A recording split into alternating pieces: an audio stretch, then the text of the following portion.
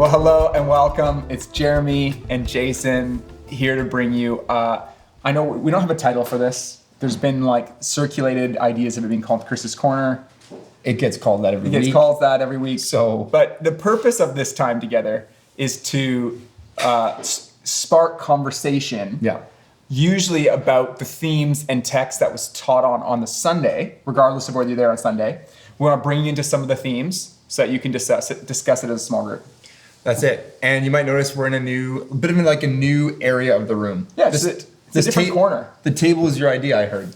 Yeah, I just find myself, I don't know what to do with my hands in the normal set. I'm loving it. So it's nice to have the stuff. And then I also found that my neck, when I try to include the camera in the other setting, was hard to open up, and this feels more natural. Might be permanent. You might be seeing a lot of this table. A couple notes. Yeah. If you hear some sizzling in the background, it's just our boy Ralph cooking. I don't know if you want to show them Ralph. Real good in the kitchen. Some real good chicken. There he is. You know, on news, you see people in the background sometimes, and you hear the typing. Mm-hmm. It's like that, except it's Ralph cooking. It's special. Yeah. I want to greet those of you who are part of the new small groups that have started. Jaden started a small group downtown Vancouver. So good. And so those of you who are part of that group, welcome. We're really glad that you're part of that group. And then also, and what a view. What a view from that place. Yes. It not only rivals this view, it surpasses it. And then Yitzi's group has been meeting, Yitzi. And we love you guys and want to welcome you to this space, even though you've been doing this for a couple of weeks. And then Al and Irene, we love it in North Vancouver. Yeah, it's our second official. How many small groups now meet in a week? There are 21 that meet every week. It's amazing. And this continues to be one of the primary sources of life in our church, is these small groups. And I love it because when it comes to the Bible, following Jesus, I've been thinking about this with the Sermon on the Mount, which is the text we're in this series. It's we love teaching it, unpacking it, but it has to be wrestled down to our day-to-day life. Yeah. And the truths apply to everyone, but the way that we outwork them in our life, it demands conversation and a space to ask questions and wrestle with it. It's not always so simple and straightforward, and it's worthy of the time. I just can't think of a better place than a small group to chat this out and then to pray about it and reflect on it. 100%. You spoke this week, and why don't you just read it's short enough to just read it. Why don't we just read this week's text, Matthew chapter 5, verses 13 to 16, says this. It says, "You are the salt of the earth, but if salt loses its saltiness, how can it be made salty again? It's no longer good for anything except to be thrown out and trampled underfoot. You are the light of the world. A town built on a hill cannot be hidden. Neither do people light a lamp and put it under a bowl. Instead, they put it on its stand. Not only can I hear the sizzling, it smells. It's starting to smell like great chicken in here as well." Multi-sensory experience over here. I digress. Neither do people light a lamp and put it under a bowl. Instead, they put it on its stand, and it gives light to everyone in the house. In the same way, let your light shine before others, that they may see your good deeds and glorify your Father in heaven. Okay, my first question is, for me, this is a familiar passage. If you've grown up in church, you maybe heard this a few times, read it a few times. But I think the question we need to ask to start is just can you just talk about the imagery? Sure. Why does Jesus choose salt and light? It's specific. Yeah. It probably means something. Yeah. Light is probably a more familiar imagery. It's very popular in Scripture. Right. Jesus is the light of the world.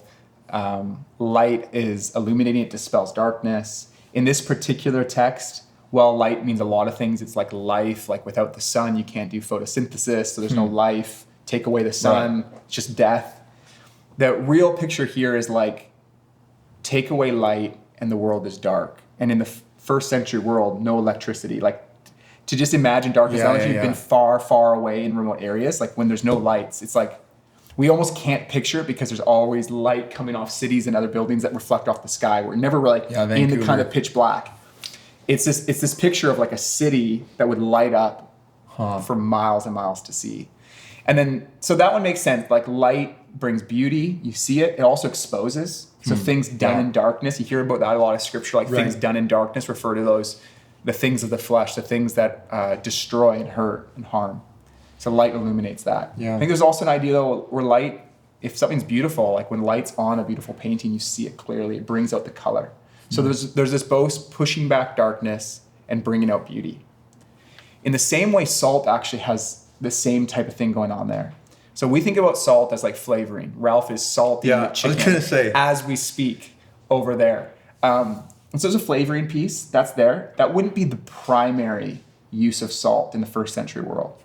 The primary use of salt would be more like a refrigerator, like preservation. Like how do you keep meat or fruit from decay?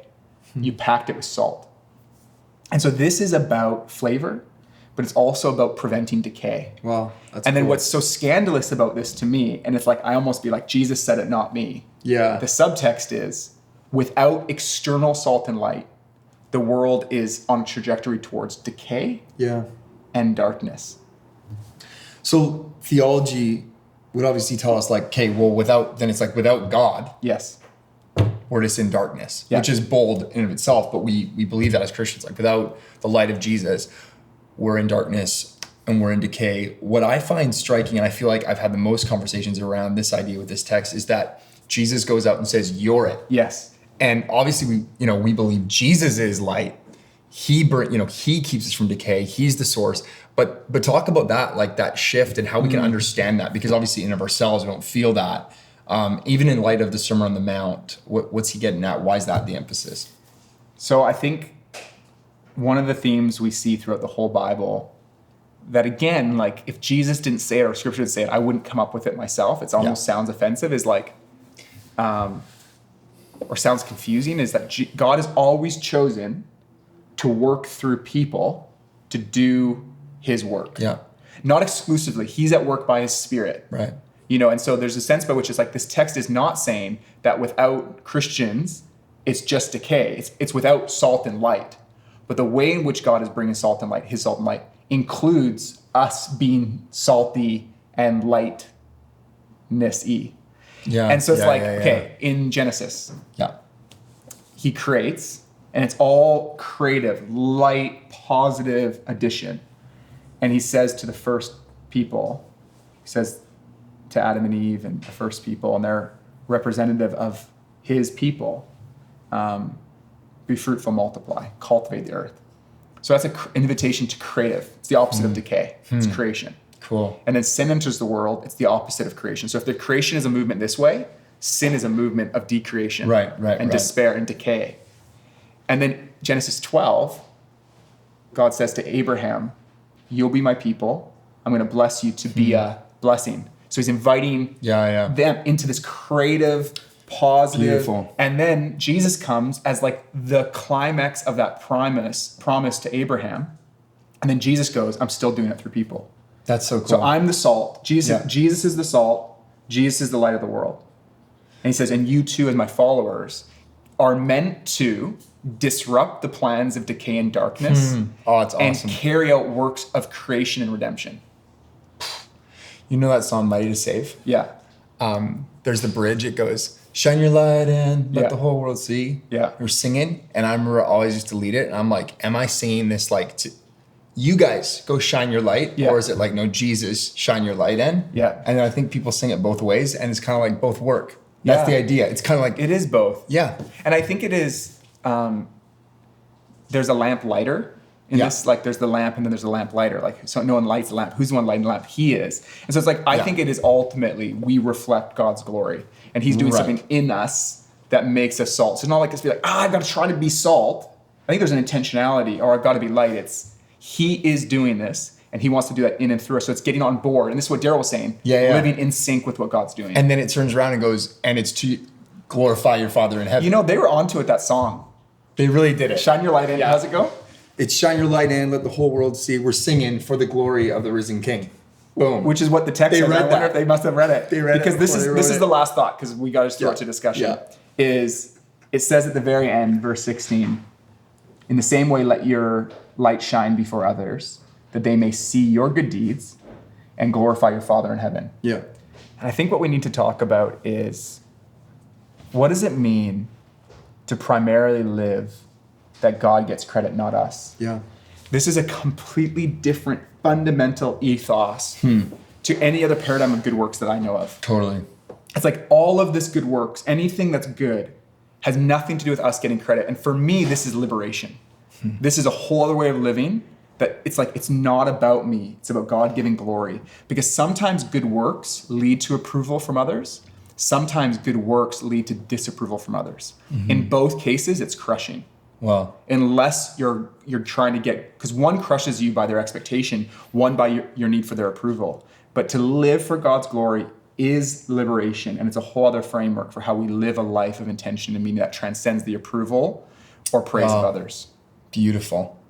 We hope you have an amazing discussion tonight in small group, and really do invite you to wrestle with that. And then also talk together. I think it's always appropriate in small group to talk about how do we help one another live these lives and avoid kind of slipping into a way of living that isn't what Jesus is calling us to. And I'd love for, as you discuss it, to just imagine that God has thoughtfully, because I believe he loves Vancouver, and he loves the communities we're connected to. He's spread out his people to preserve it, to illuminate, to bring life. So good. And to think about being part of that, I think should give us curiosity and wonder.